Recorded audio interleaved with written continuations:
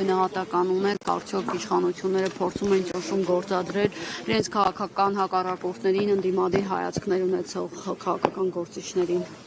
Տեղի ունեցածը իրականում եւ իրավական, եւ քաղաքական, եւ մարդկային ուղղակի անպարկեշտություն է։ Այս իշխանությունները ակնհայտորեն 26 թվականի ընտրություններից առաջ փորձում են նորից ուժ ցույց տալ, փորձում են քաղաքական դիմախոսներին ճնշել, փորձում են քաղաքական դաշտը ամայացնել, այլակարծությունը ոչնչացնել, որպեսզի 26 թվականին իրենք դաշտը այսպես մաքրած գնան ընտրությունների եւ ստանան այն, ինչ որ իրենք ուզում են ստանալ։ Սա ապացույց է այն բանի, որ Հայաստանի Հանրապետությունում այսօր չունենք իրավական համակարգ, արդարադատություն, սա ապացույց է այն բանի, որ մեկ մարդ տնօրինում է ամբողջ իրավական համակարգը եւ արդարադատությունը եւ նրա հրահանգով տեղի են ունենում այս կարգի խայտառակ ձերբակալություններ եւ կալանավորումներ։ Ես այստեղ նոր հետաքրքրվեցի եւ իմացա, որ Խաչիկի պարագայում ինչ որ հեռախոսային խոսակցության թեմա կա եւ ուղղակի աբսուրդ է այդ թեմա այդ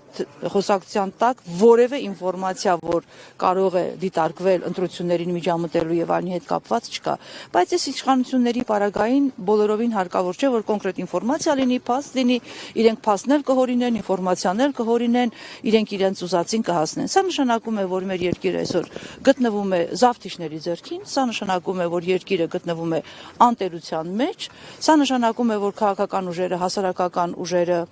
քաղաքական գործիչները, ընդդիմադիր ուժերը բավարար ջանք ու եռանդ չեն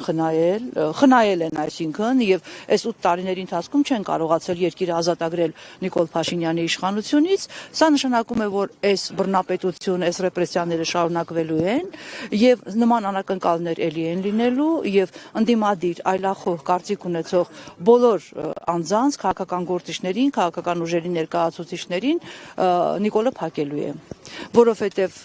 ինքը գնում է դեպի ավտորիտար պետություն, ինքը գնում է երկրի կործանում եւ բոլոր այն մարդիկ, որ համամիտ չեն իր վարած իշխանությանը, ինքը իրենց համարում է թշնամի։ Սա ուղղակի խայտառակություն է եւ ամենակարևորը եւ ամենատխուրը այն է, որ այս իրավիճակում միջազգային որևէ կառույց, որևէ դեսպանատուն, որ գործում է Հայաստանի Հանրապետությունում, մինչեւ այս պահը որևէ քաղաքական բանտարկյալի հասցեին ի պաշտպանություն որևէ հայտարարություն չի արել։ Դա նշանակում է, որ նույն միջազգային կառույցները եւ դեսպանատները, որ գործում են Հայաստանի Հանրապետությունում, Նիկոլի իշխանության տարիներին առաջնորդվում են երկակի ստանդարտներով, որովհետեւ Նիկոլ Փաշինյանի կառավարությունը ըստ ամենայնի իրենց պետք է հենց այսպիսին, ինչպիսին ինքը կա, պետք է հենց այնպիսին, որ ճնշի Հայաստանում ազատ խոսքը, դեմոկրատիան, Նիկոլը դա անում է հանգիստ, առանց որևէ դատապարտող խոսքի, առանց որևէ նկատողության։ Սա ամենախայտառակ զավեշտալի բանն է եւ ինձ տխրեցնում է, որ այդ միջազգային կառույցները, որոնց ուղղությամբ, որոնց հանձնարարականներով Հայաստանի բոլոր կառավարությունները, բոլոր իշխանությունները աշխատել են գնալով դեպի դեմոկրատիա, դեպի ժողովրդավարություն, պահպանելով եվրոպական արժեհամակարգը, այսօր այն պահին, երբ որ Հայաստանը մխրճվում է բռնապետական տիրապետության տակ, այդ միջազգային կառույցները ձայն ծպտուն չեն հանում։ Սա ամենավատն է, ելի եմ ասում, այո, ուզում է վախի մթնոլորտ ստեղծել, այո, ուզում է ճնշել ընդդիմադիր գործիչներին եւ ընդդիմադիր ուժերին, որպեսզի 26 թվականի ընտրություններին ինքը անի այն, ինչը ինքը արդեն մտադիր է անել եւ չի թաքցնում դա։ Հայաստանի իշխանությունները հայտարարում են, որ Հայաստանում քաղբանտարկյալներ չկան, այն անձինք, ովքեր հիմա դատապարտված են, կալանավորված են, որևէ քրեական գործով են անցնում եւ ըստ էության առերևույթ փաստ կա այդ արդեն։ Ուրեմն Հայաստանի իշխանությունները ինչ ուզում են հայտարարել, բնականաբար իրենք չեն ասելու, չէ, մենք ունենք 50-ից ավելի քաղբանտարկյալ։ Բնականաբար իրենք չեն ասելու, չէ, որ Բաքվի բանտերում գտնվում է Արցախի ռազմաքաղաքական ղեկավարությունը։ Բնականաբար իրենք չեն ասելու, որ մատները մատներին չեն տալիս այդ մարդկանց Բաքվի բանտից վերադարձնելու եւ քաղաքական հայացքների համար դատապարտված մարդկանց ազատելու համար։ Այն դեպքում, երբ որ Ալիևը անգամ Ադրբեջանում համաներում է իրականացնում նոր տարուց առաջ, Նիկոլ Փաշինյանը նոր տարուց 1 օր առաջ քաղաքական այլախոհներին է վերցնում եւ փակում, ընդ որում ոչ մի բանի համար, ընդ որում որևէ հիմնավոր, որևէ ապացույց չունենալով։ Վստահաբար այս դատարանը բավարարելու է Նիկոլ Փաշինյանի ամբիցիաները, Նիկոլ Փաշինյանի ցանկությունը, որովհետեւ այստեղ արդարադատության մասին խոսելը առնվազն միամտություն է եւ բնականաբար այս իշխանությունները իրենց ավտորիտար նկրտումներով բնականաբար պիտի ասեն, որ մենք քաղաքական անցագործներ, քաղաքական բանտարկյալներ չունենք, որովհետև միշտ էլ կգտնվեն ինչ որ տեքստեր, ինչ որ հոդվածներ, որոնք կփորձեն կարել, ինչպես անում էին Արմեն Աշոտյանի պարագայում, Հանրապետական կուսակցության փոխնախագահ, ինչպես անում են հիմա Խաչիկի պարագայում, ինչպես անում են տարբեր քաղաքական գործիչների պարագայում, ինչպես անում են սրբազանների պարագայում, այլակարծությունը այս երկրում այլևս արգելված պտուղ է։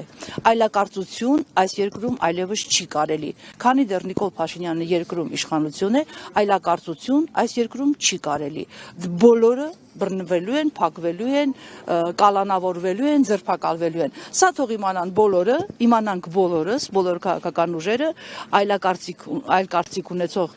մարդիկ, այս վախի մթնոլորտը ինքը տարածում է եւ ես չեմ ուզում ասել, որ ինքը հաջողության չի հասնում։ Ցավոք սրտի, ես պիտի օբյեկտիվորեն խոստովանեմ, որ ինքը հաջողության հասնում է։ Հակառակ պարագային, այստեղ շատ ավելի շատ մարդ հավաքված կլիներ, քան հիմա մենք կանք այստեղ։ Հակակոռուպցիոն կոմիտեի տարածած հայտարարությունում նշվում է, որ Խաչիկ Գալստյանը մեղադրվում է ընտրակաշարք բաժանելու մեջ վաղաշաբաթի ընտրություններում։ Ըստ էս ինչու հիմա հիշեցին դրա մասին։ Տեսեք, հետաքրքիր լավ հարց եք տալիս, որովհետև իրականում դա հեռախոսային խոսակցությունն է, երբ որ աշխատողները ընդամենը ընդմիջման համար գումար են ուզել, որ ընդմիջում անեն։ Հիմա եթե սա ընտրակաշարք է, ուրեմն ընտրակաշարք է։ Ինչու հիմա հիշեցին, էլի եմ ասում, դա եղել է նոյեմբերի 17-ի կարծեմ հեռախոսային խոսակցություն Էջմիածնի վաղաշաբաթի ընտրություններից։ Այո, վաղաշաբաթի ընտրություններից հետո է եղել այդ։ Իսկ որ աշխատողները նաև կնշեք։ Չէ, ես անունները չգիտեմ, բայց ես գիտեմ, որ հեռախոսային խոսակցություն է եղել ընդամենը, որ երկուքին ասել են ուզում ենք ընդմիջում անենք, գումար երևի չեն ունեցել եւ այլն, եւ Խաչիկը չտվել այդ գումարը ըստ էության, էլի։ Այսինքն ամենածիծաղելի բանն է, որ կալես, սա մարդկային հարաբերություն է, մարդկային հարթություն է եւ ընդմիջման համար ինչ որ մարդիկ պիտի ընդմիջում անեն։ Հիմա երևի լավ կլինի, որ այդ նույն հակակոռուպցիոնը ժամանակը երբ որ կգա, մի հատ ճշտի թե ԿՊԱ-ականները այսօր ում զանգերով եւ ինչպես են ընդմիջումներ անում եւ ում զանգերով եւ ինչպես են ստանում ահռելի պարգևավճարներ, ում զանգերով եւ ինչ հնարավորություններով են անցած 7 տարիների ընթացքում ահռելի հարստություն դիզել։ Ճիշտ կլինի, որ հակակոռուպցիոնը իշխանափոխության ժամանակ, իշխանափոխությունից հետո այդ հարցերը ճշտի։ Այն ժամանակ դուք զավեշտարի փաստերի ականատես կլինեք, ես ձեզ վստահեցնում եմ։ Ես եմ շնորհակալ։